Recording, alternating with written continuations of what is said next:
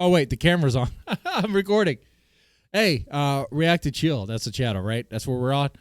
And we're chilling, watching The Warning, do an interview.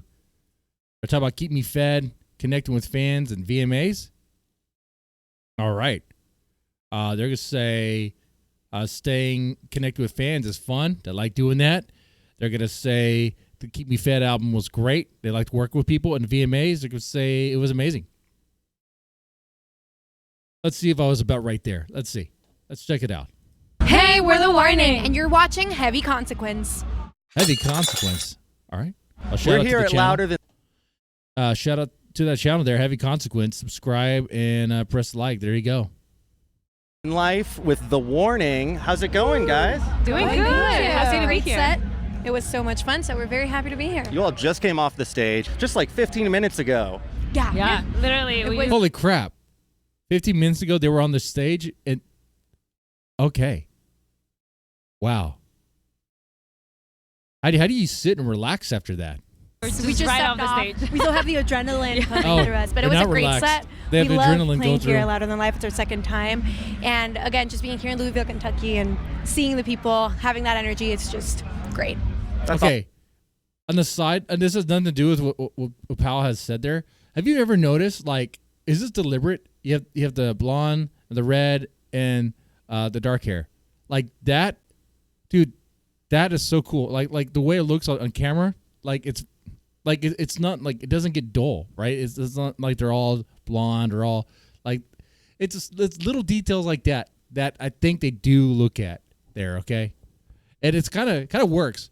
Like with Paulina to have red hair like that, because she's the one in my mind anyway, spits the fire as far as like the most like don't get me wrong. I know Danny's very good at expressing like all sorts of stuff when she's singing, like especially anger and all that. Yeah, she can do all that. It's very expressive. But I don't think anyone would argue with me if I were to say Paulina takes that and cranks it to 11. Okay? Right? It's awesome. I know it's been kind of a strange year for festivals, but hard rock festivals specifically have really been sort of thriving recently. Do you have any reason why that might be? People want the energy. Yeah. Yeah. I feel like. Okay. I feel That's like good. rock is just has such a solid community, and we always just show up for the genre. And I feel like it's a genre that people really are conscious of what it takes to be like a band, like going to the concerts, like buying the merch, going to the festival, supporting the bands. I feel like that's a really big part of the community, and it's also a very big family event, so you can bring your whole family and just like it fills up. Yeah. Are the rock festivals a family event? I mean, you let me know. But I do agree with what you said for the most part there. That I think the fans do definitely want to support these bands, especially the Warning Army. The Warning Army is very active and very much in huge support of obviously of the band, and will come out there in droves. Okay, and, yeah. And guys, don't just buy the merch. Buy the real merch. I know the band is cool. I know they said they don't mind the other merch, the kind of merch, the ones that are not the real merch. I get it. People try to make a dollar how they will. And I kind of lost on that argument a long time ago, But make sure you buy the real merch, okay? Now, you all seem right at home on the main stage here at Louder, and I remember your set from 2 years ago here, also on the big stage. That was great. But you're also in the middle of a headlining tour right now, selling out dates all across North America. How's the tour been going? It's been going great. We've been all over the country. It's been weird routing, but we've been over the country.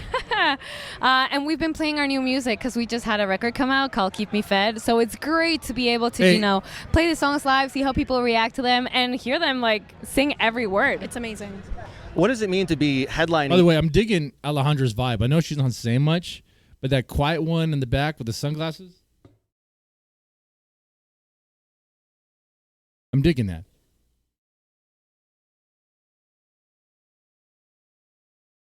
I'm digging that look.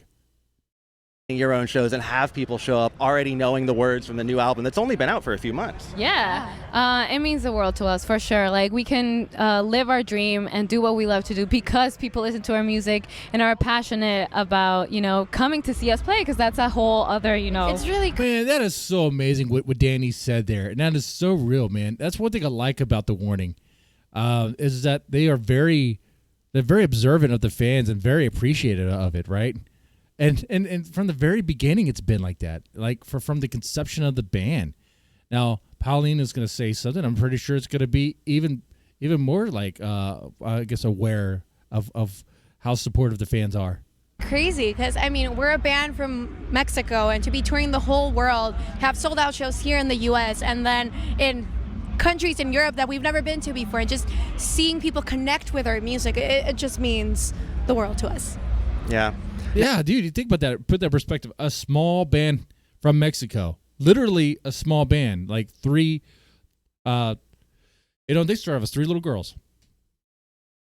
The three girls from Mexico, the support of their family, got to put that in there. Family's important. Hey, I'm a family man.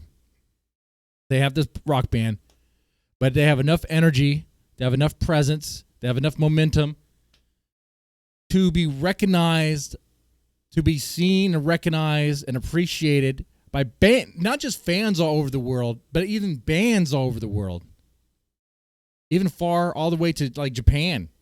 Yeah, I want to bring a band made there, okay? Like, that is so cool. That is so incredible. Like, to have that sort of impact, that is amazing. That is absolutely amazing right there. And you cannot take that away from them. That was earned. They worked for that. They worked for that right there. Now, Keep Me Fed, I mentioned, came out earlier this year. That's the new album. How does that mark an evolution for you all, musically, lyrically, maybe even personally? It's a very big change. Like, we see it as a new era of The Warning, especially since we started writing when we were kids. This, I feel like, feels like the first album that is just like really grown up. Like, we wrote it in the middle of touring as well, so it already, I gotta pause it for those in the back. Already, I could hear them being like, "Nuh-uh, you didn't write all of it." Hey, did you hear what she said? Did you hear what Danny said? Did you? What'd she say? She said they wrote it. What did it say? They? It's a team. And what did it say? They? And then did you hear how she said it's a new evolution?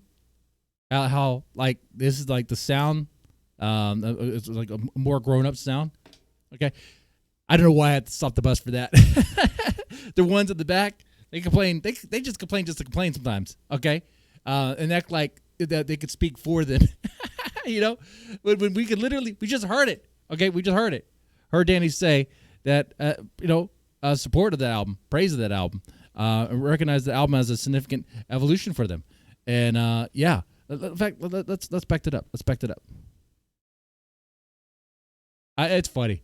Keep Me Fed could be recognized and be on Billboard, and people will still complain about that album.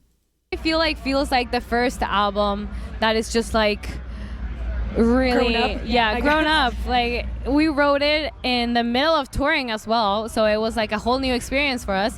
So I think it let us like experiment what we've been feeling over the last years touring, and all of our experiences just like bottled into an album. It's like a little time capsule. And that's what I love about it, because there are songs on there that definitely are related to their experience performing live.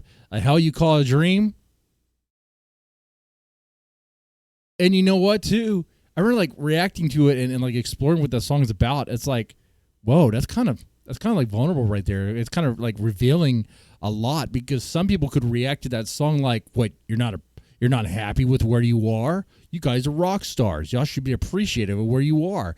And it could be perceived that way. Some people could perceive it that way.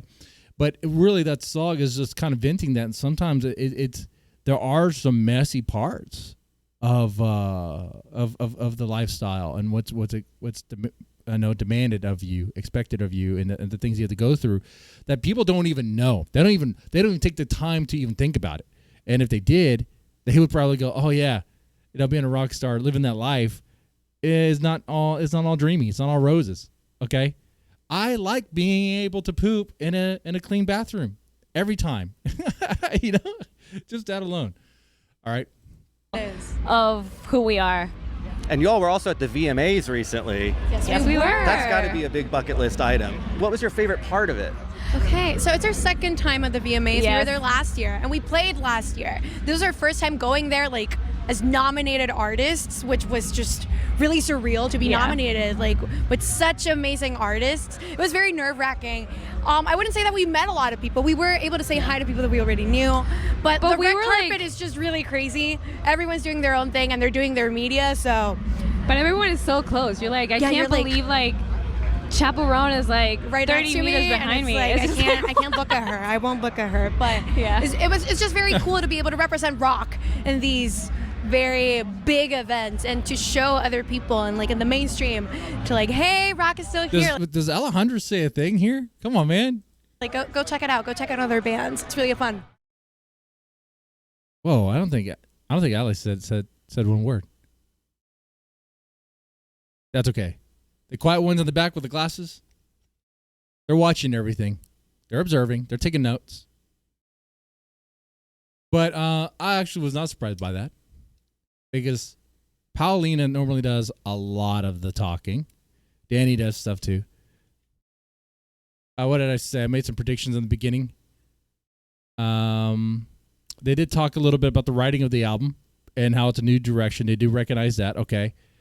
They did talk about keeping up with the fans. Yeah, they did talk about how there's a lot of appreciation for the fan support. They did talk about that. And the VMA interview, well, they talked that the VMAs was pretty good, but they mentioned something I was not expecting, how hectic it was for them, how much of it's like there's a lot going on, a lot of artists going through there for their moments, for photos, interviews, and it's like, it's so much, I guess, to keep up. It's like a chaos of activities, things going on, right? But yeah, anyway. So yeah, the warning, keep me fed. This was a Heavy Consequences interview. I thought it was pretty good. I learned some things about it. I learned that they do see the new album Keep Me Fed as an evolution of their work there for sure, and I noticed that they looked at having people help them with the writing and stuff while they were touring, at the same time we were working on the album. They see that as a team, and they said like we worked on that. That's like a team effort there, so that's very cool was cool to hear. And yeah, man, that's pretty much it. I mean, you guys let me know what you thought about it. If there's anything that you want to make comments on, you feel free to just do it in the comments, and I'll be there with you guys. With that said, you guys take it easy. And what was the last warning song you heard, man? Let me know that. Y'all take it easy and have a good one.